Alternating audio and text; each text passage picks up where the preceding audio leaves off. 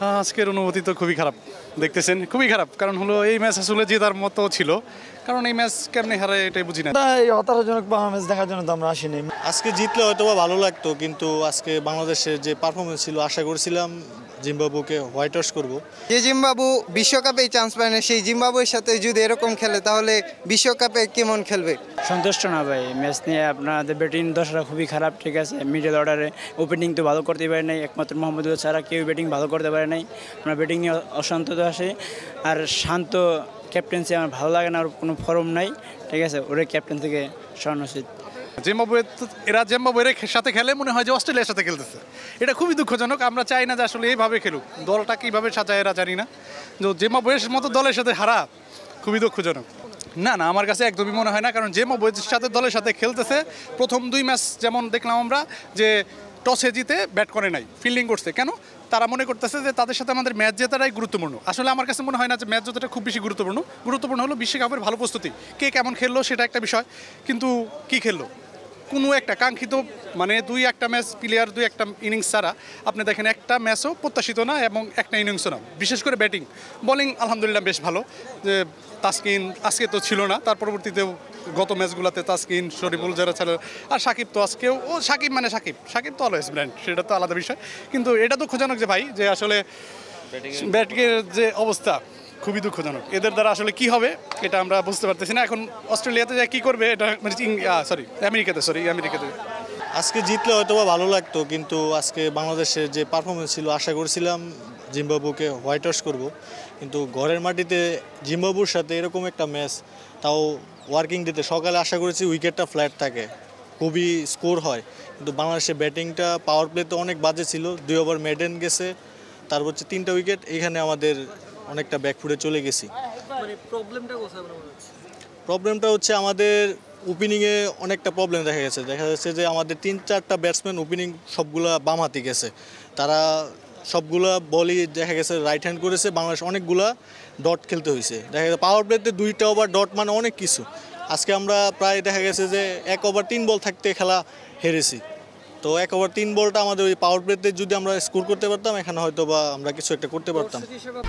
1, 2, 3 ঢাকায় জমি জিতে নিন 100% ক্যাশব্যাক সহ 20 কোটি টাকার পুরস্কার।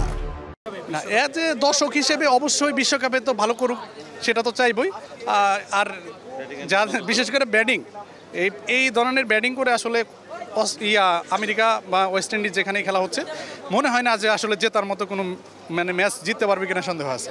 তবে চেষ্টা করবে যদি ভালো ব্যাটিং উন্নতি করতে পারবে, বিশেষ করে স্ট্রাইক রেট তো খুবই দুঃখজনক।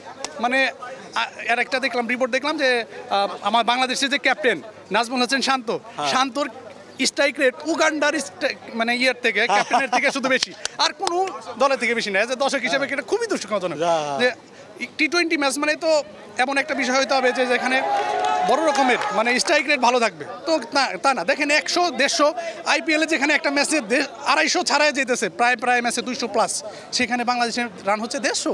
তো এটা কতটা হাস্যকর ভাই, আপনিই বলেন, খুবই হাস্যকর। যে জিম্বাবু বিশ্বকাপে চান্স পায় না, সেই জিম্বাবুয়ের সাথে যদি এরকম খেলে তাহলে বিশ্বকাপে কেমন খেলবে? বাংলাদেশে আরও উন্নতি দরকার ফিল্ডিংয়ে, বিশেষ করে গ্রাউন্ড ফিল্ডিংয়ে, এগুলোতে বেশ উন্নত দরকার বাংলাদেশের। সন্তুষ্ট না ভাই, ম্যাচ নিয়ে আপনাদের ব্যাটিং দশরা খুবই খারাপ। ঠিক আছে, মিডল অর্ডারে ওপেনিং তো ভালো করতে পারে নাই, একমাত্র মোহাম্মদুল্লাহ ছাড়া কেউ ব্যাটিং ভালো করতে পারে নাই। আমরা ব্যাটিং নিয়ে অশান্ত আসে। আর শান্ত ক্যাপ্টেন্সি আমার ভালো লাগে না, ওর কোনো ফর্ম নাই। ঠিক আছে, ওরে ক্যাপ্টেন থেকে সরানো উচিত। এই হতাশাজনক পারফরমেন্স দেখার জন্য তো আমরা আসিনি। ম্যাচটা দেখতে আসছি, আজকে এটা ওয়ার্কিং ডে, তারপর আমরা সকালে আসছি ম্যাচটা দেখতে। আশা করছিলাম আজকে ভালো খেলবে, যেহেতু 4টা ম্যাচ জিতছে, কিন্তু আহামরি অত ভালো খেলে নাই। ভাবছিলাম আজকে ব্যাটিং ভালো করবে, কিন্তু প্রথমে একই ব্যাটিং কলাপস করলো আজকে। তাও মাহমুদুল্লাহ ব্যাটিংটা ভালো লাগছে। সাকিব ভাইয়ের কিছু আশা করছিলাম, বোলিংটা ভালো করছেন, ব্যাটিংটা আহামরি ভালো করতে পারে। প্রবলেমটা আমাদের মনে হইতেছে আমাদের মানে বুঝতে গেলে সব দিকেই প্রবলেম। যদি মিডল অর্ডার ভালো করতেছে, এখানে আবার ওপেনিং খারাপ করতে হবে। যেদিন ওপেনিং ভালো করতেছে, এখানে মিডল অর্ডার খারাপ করতেছে।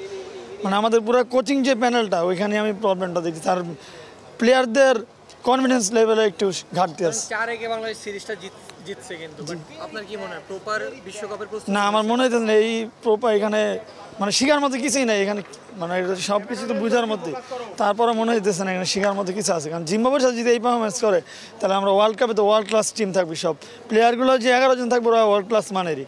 ওইখানে তো এই প্লেয়ার দ্বারা আমার মনে হয় না আমরা বড় কিছু আশা করি। একটা ম্যাচ জিতে আসতে পারবো কিনা সেটাও সন্দেহ আছে।